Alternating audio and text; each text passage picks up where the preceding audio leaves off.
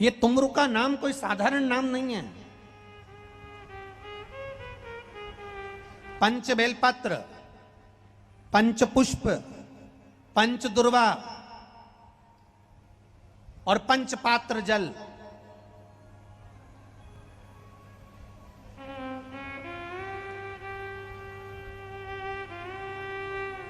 पांच पुष्प, पांच बेलपत्र, पांच दुर्वा और पांच पात्र मतलब 5 लोटा जम के बोलो जल। ये कोई साधारण नहीं है। पंच बेलपत्र के साथ, पंच पुष्प के साथ, पंच दुर्वा के साथ, पंच पात्र जल के साथ, ये सहजता नहीं है।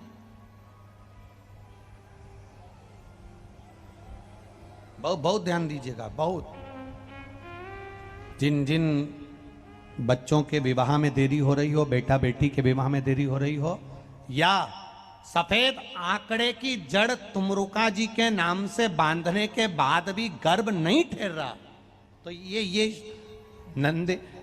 नंदीश्वर शिव महापुराण की कथा खगड़िया में जो चल रही है बिहार में, इसके आज शुरू के दिन की कथा का स्मरण करिएगा। 5 बेलपत्र, 5 दुर्वा, 5 पुष्प और 5 लोटा जल।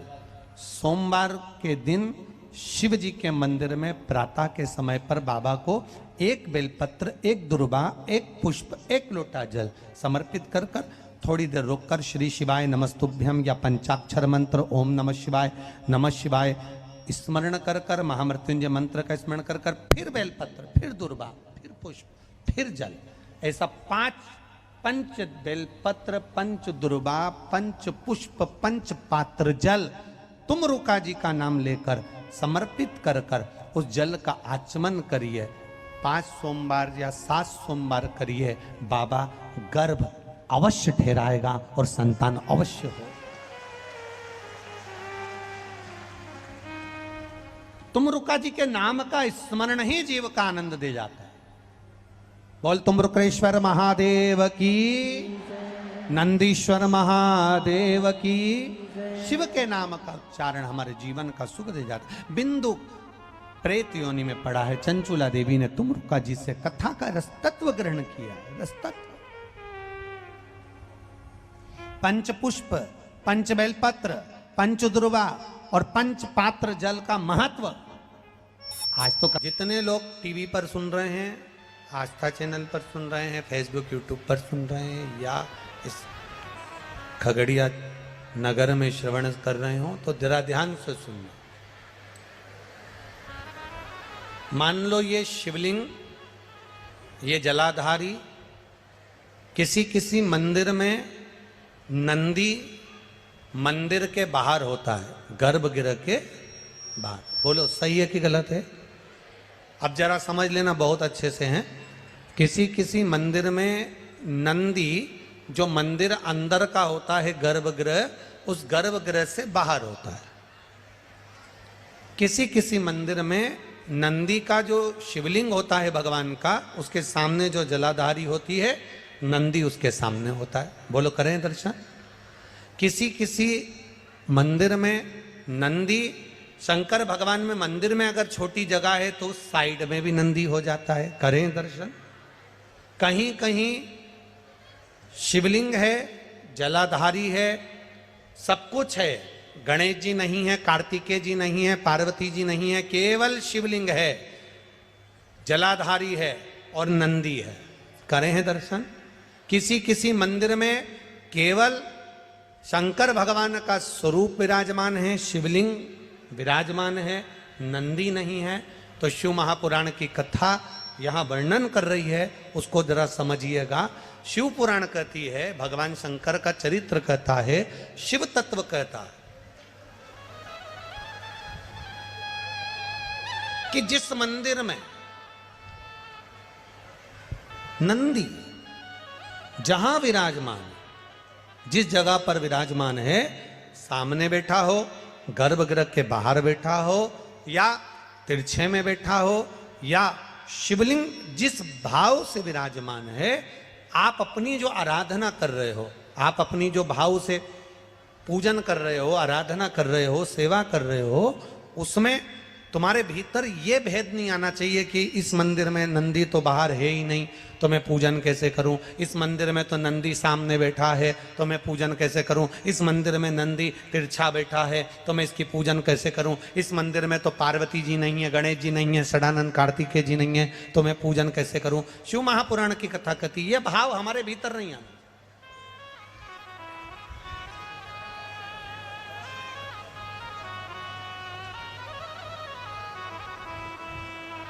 शिव का ओटला,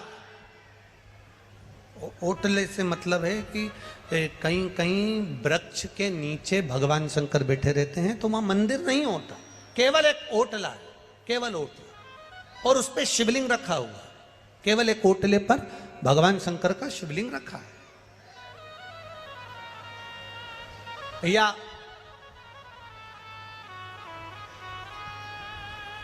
मंदिर है, गर्भगृह है, बड़ा चौक नहीं है।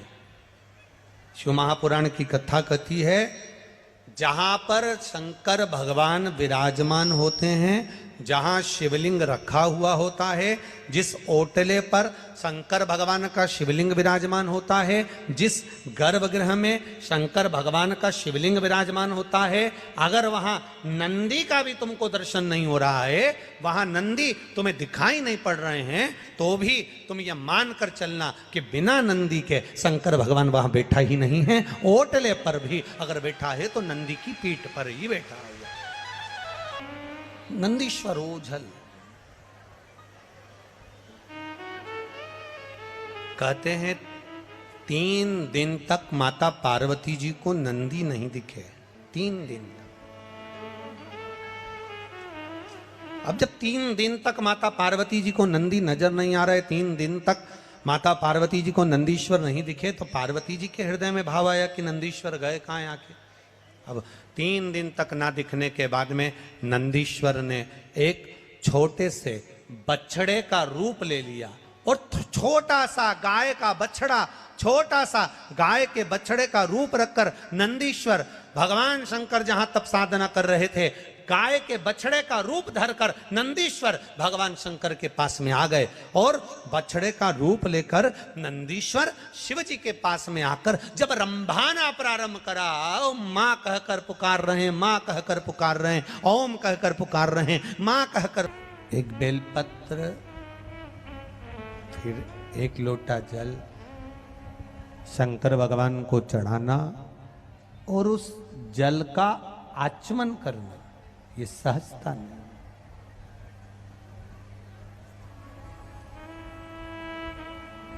वो बहन ने लिखा, खगड़िया की रहने वाली अर्चना जी, जिंदगी दुख में निकली, पर उस बहन ने एक लाइन बड़ी अच्छी लिखी कि जब से शिव महापुराण नंदी के गले को, बेल के गले को, हम उसके गले पर हाथ फेरते हैं तो वो मुख को ऊपर करता है, उसका कारण केवल एक है। शिव महापुराण में भगवान शिव की कथा कहती है, शिव महापुराण में भगवान शिलाद के पुत्र नंदीश्वर का वर्णन करते हुए कहते हैं कि हे नंदी, मैंने तेरे गले का स्पर्श किया, और स्पर्श कर कर तेरे गले के सारे विष को मैंने निकाल लिया, खींच लिया। सुनो नंदी,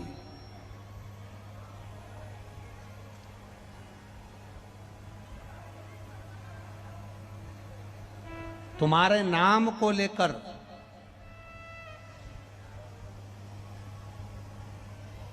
नंदीश्वर महादेव का स्मरण कर कर, ईश्वर महादेव का नंदी के गले पर हाथ फेरा है। बोलो, जम के बोलो जरा। आपके दरवाजे पर कोई बेल आया हो, आपके घर में गाय का छोटा सा बछड़ा हो, आपके घर में कोई गाय का पुत्र हो, बेल हो, नंदी हो, उसके गले पर कभी हाथ फेरना तो गला ऊंचा करते जाता। किस किसने फेरा है? जिस जिसने कभी हाथ फेरा हो। गाय को भी अगर हाथ फेरोगे ना, गाय के गले पर हाथ फेरोगे तो गाय भी मुंह ऊंचा करती।